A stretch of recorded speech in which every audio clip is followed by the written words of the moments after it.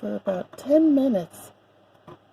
The sun is going down, and for about 10 minutes, this little birdie that arrived this morning, he's just hanging out there. He acts like he doesn't know where to go. He's not eating. He's not moving around. He's staying real close to the stand, like it's for protection. I wonder what he's going to do tonight.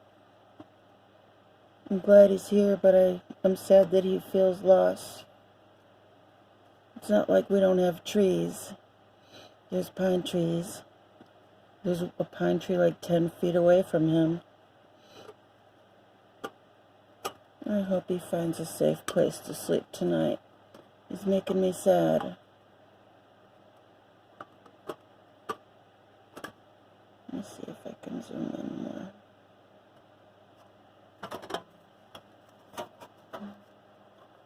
My little birdie.